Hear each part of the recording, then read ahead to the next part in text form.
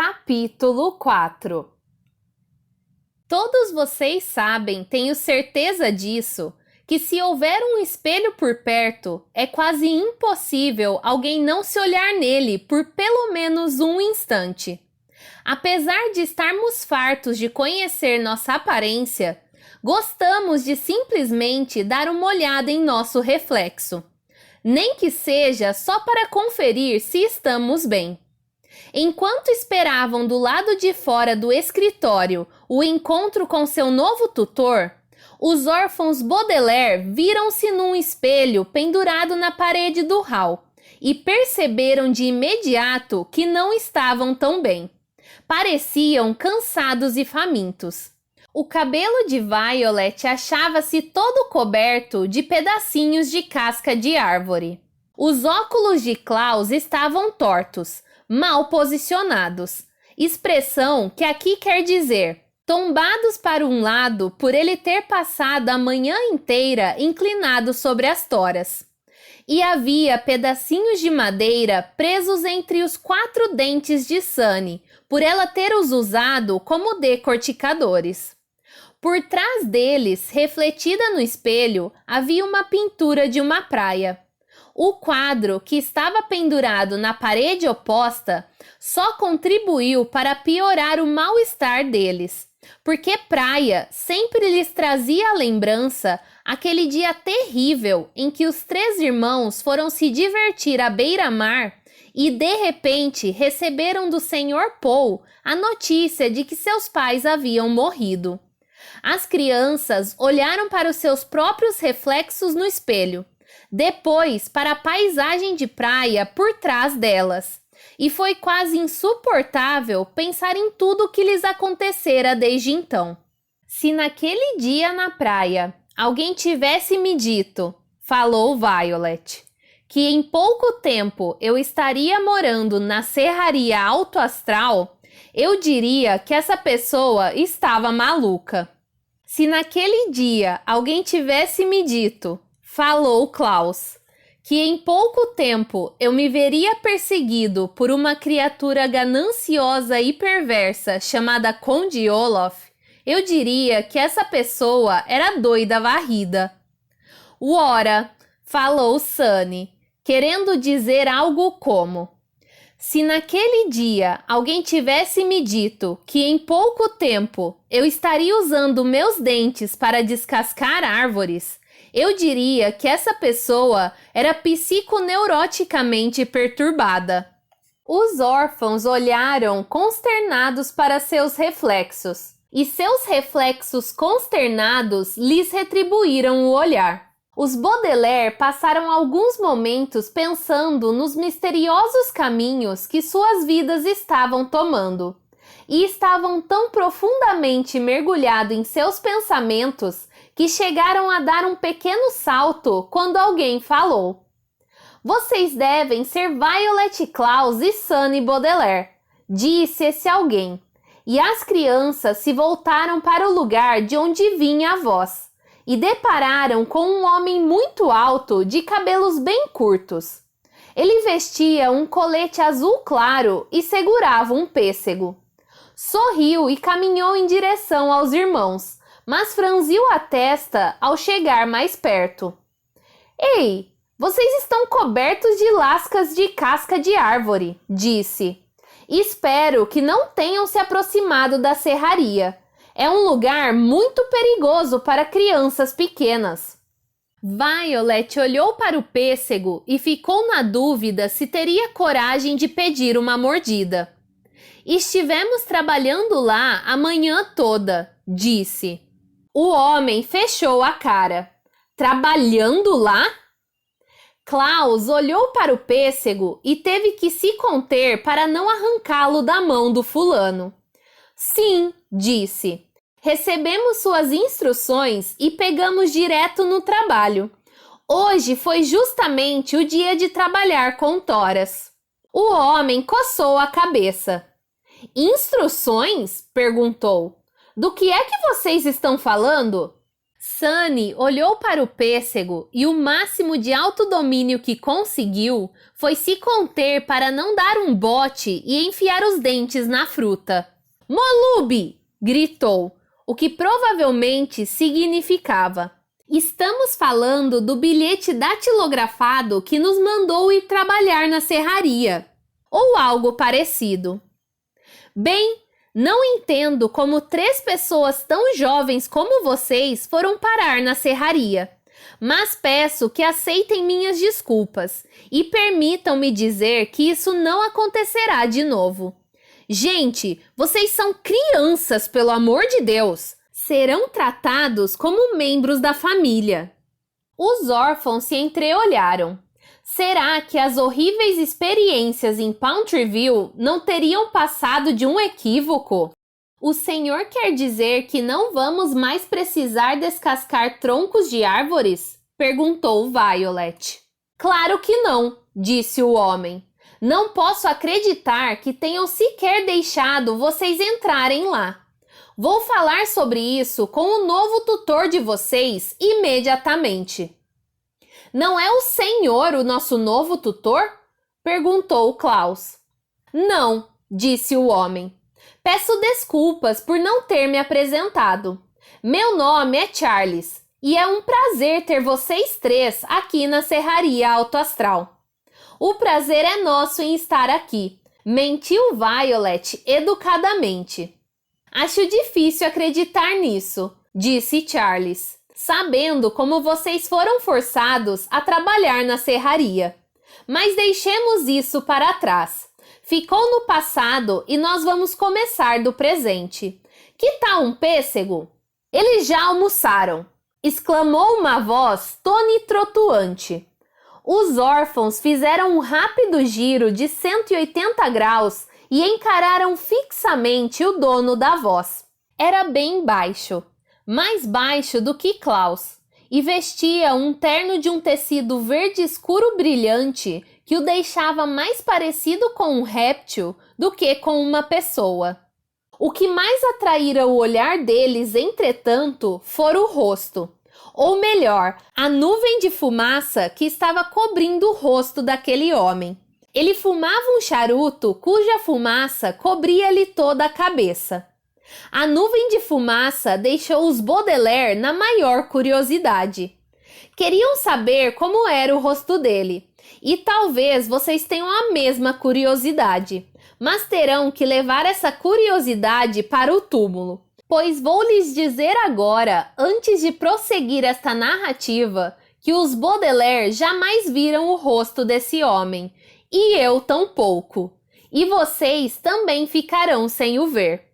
Oh, como está, senhor? Disse Charles. Acabei de conhecer os meninos Baudelaire. O senhor sabia que eles haviam chegado? Claro que sabia que eles haviam chegado, disse o homem com rosto de fumaça. Não sou nenhum idiota. Não, claro que não, disse Charles. Mas o senhor foi informado de que os puseram de serviço na serraria? E logo hoje, dia de trabalhar com toras. Eu estava acabando de explicar-lhes que foi um terrível equívoco. Não foi um equívoco, disse o homem. Não cometo equívocos, Charles. Não sou nenhum idiota. Ele se virou de tal modo que a nuvem de fumaça ficou bem à frente das crianças. Olá, órfãos Baudelaire. Achei que deveríamos nos ver, vocês e eu. Batex! Gritou Sunny, o que provavelmente significava: mas nós não estamos nos vendo! Não tenho tempo para discutir isso, disse o homem. Então, vocês já conheceram Charles. Ele é meu sócio. Dividimos tudo meio a meio, o que me parece justo. Vocês não acham? Acho que sim, disse Klaus. Não entendo muito do negócio de serraria. É justo sim, não resta dúvida, disse Charles. Pois bem, disse o homem. Também quero dar a vocês 3 um trato justo. Soube do que aconteceu a seus pais. Foi realmente um horror.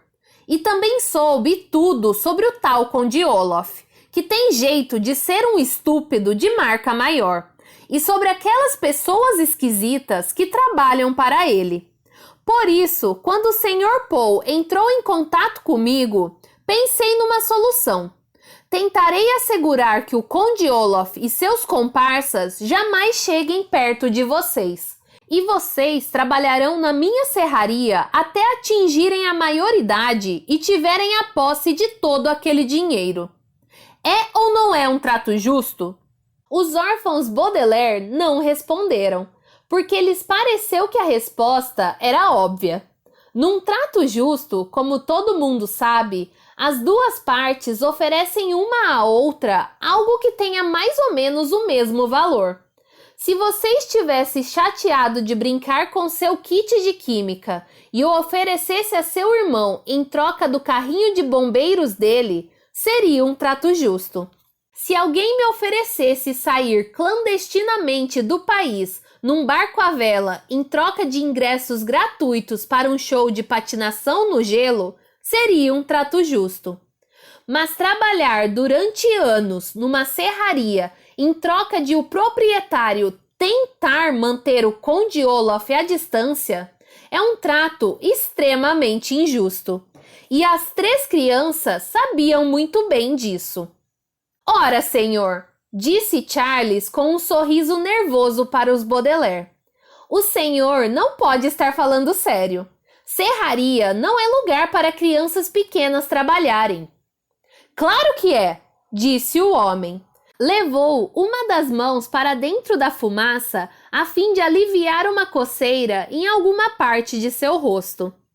É um modo de ensinar-lhes responsabilidade, ensinar-lhes o valor do trabalho, ensinar-lhes como fazer tábuas bem aplainadas com a madeira das árvores.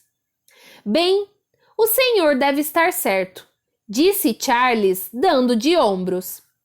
Poderíamos ler sobre todas essas coisas, disse Klaus, e aprender tudo isso nos livros. Isso é verdade, disse Charles. Eles poderiam estudar na biblioteca.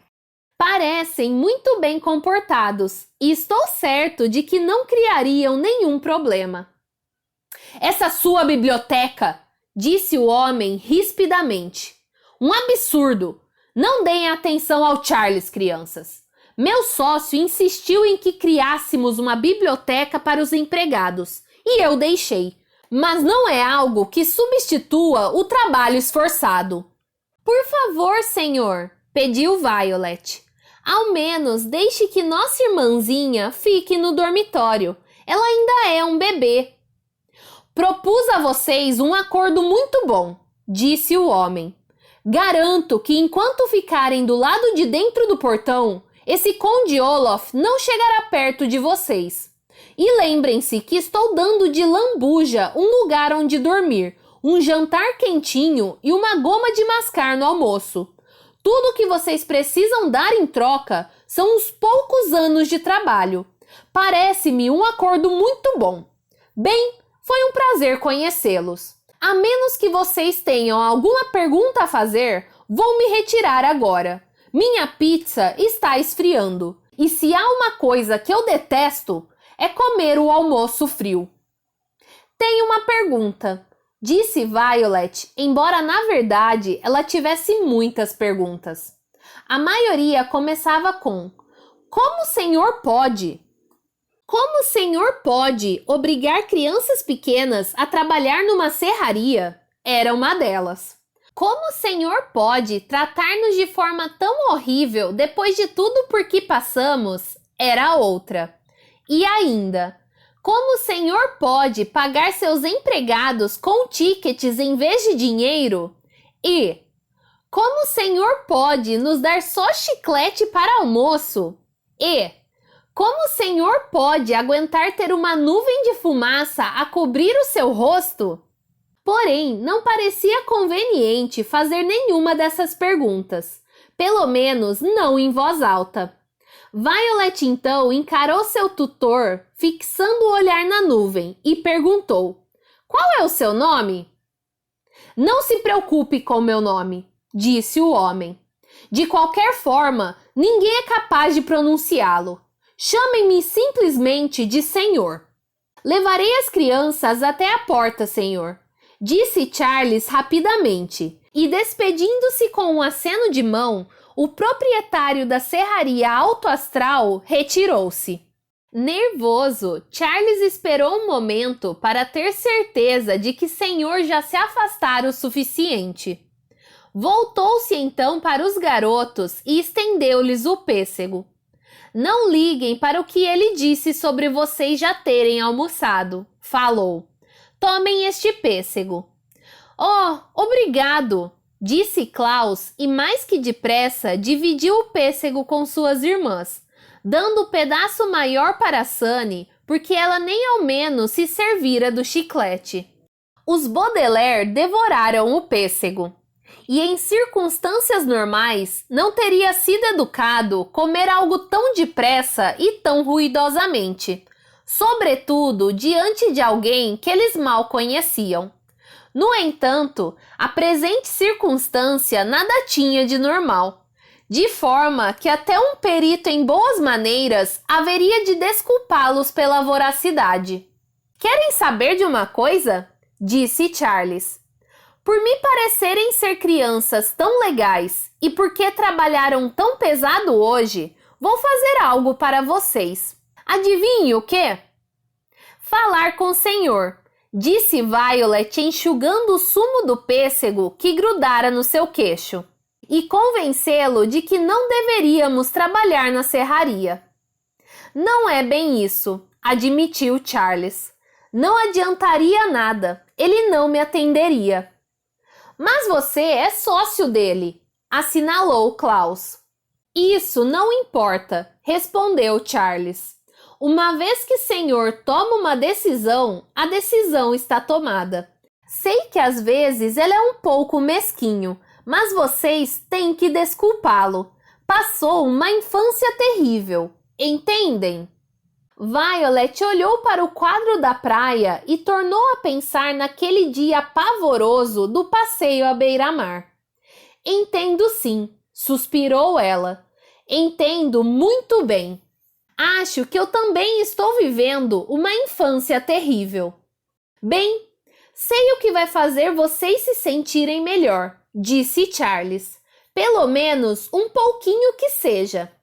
Deixem-me mostrar a biblioteca antes de vocês voltarem ao trabalho. Depois podem visitá-la sempre que quiserem. Venham comigo, fica no fundo do corredor. Charlie seguiu à frente dos Baudelaire e atravessou o corredor. Ainda que logo fossem voltar ao trabalho e ainda que lhes tivessem oferecido o menos justo dos acordos já oferecidos a crianças, os três irmãos se sentiram um pouco melhor. As bibliotecas sempre tinham esse efeito de fazê-los se sentir melhor. Fosse a biblioteca do tio Monte com livros sobre répteis, ou a biblioteca da tia Josefine com seus livros de gramática, ou a da juiz Strauss com livros jurídicos, ou, e sobretudo, a biblioteca de seus pais, com toda a sorte de livros. Hoje, todos queimados desgraçadamente. Saber que poderiam ler algo já foi bastante para que os órfãos Baudelaire sentissem que poderia haver uma luz em suas vidas tenebrosas. No final do corredor ficava uma portinha. Charles parou ao chegar a ela, sorriu para os garotos e abriu-a. A biblioteca era uma sala ampla, arrumada com elegantes estantes de madeira e sofás que pareciam confortáveis, onde as pessoas podiam sentar-se para desfrutar a leitura. Numa das paredes tinha uma série de janelas, através das quais entrava luz bastante para a leitura. E em outra parede estavam enfileiradas pinturas de paisagens, ideais para descanso dos olhos. Ao entrar na sala, os Baudelaire fizeram um exame do que havia à sua volta, mas não se sentiram melhor de maneira alguma. Onde estão os livros? Perguntou Klaus. todas essas estantes elegantes inteiramente vazias? Esse é o único defeito da biblioteca, admitiu Charles. Senhor não quis me dar dinheiro para comprar livros. Você quer dizer que é uma biblioteca sem nenhum livro? Perguntou Violet. Com apenas 3, disse Charles, e andou até a estante mais afastada. Lá, na prateleira de baixo, viam-se 3 livros isolados. Sem dinheiro, é claro, ficou difícil comprar livros, mas houve 3 doações. Senhor doou seu livro A História da Serraria Alto Astral. O prefeito de Pountryville doou seu livro A Constituição de Pountryville. E este aqui é A Ciência Ocular Avançada, doado por uma figura bastante respeitada, Orwell, oftalmologista residente na cidade. Charles apanhou os 3 livros para que os Baudelaire vissem cada um deles. E as crianças não despregaram os olhos dos volumes, demonstrando aflição e medo. Na capa de A História da Serraria Alto Astral tinha um retrato de senhor, com uma nuvem de fumaça cobrindo seu rosto.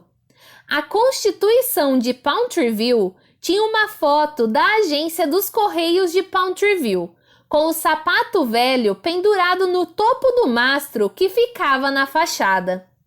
Porém, foi a capa de Ciência Ocular Avançada que deixou os Baudelaire de olhos esbugalhados. Vocês já devem ter ouvido falar muitas vezes, aposto, que não se deve julgar um livro pela capa.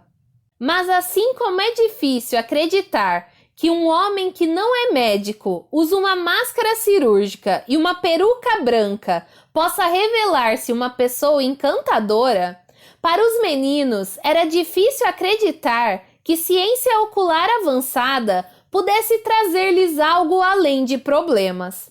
A palavra ocular, talvez vocês não saibam, significa relativo ao olho. Mas mesmo que não soubessem, poderiam ter imaginado pela capa, pois lá estava uma imagem que os meninos reconheceram de imediato.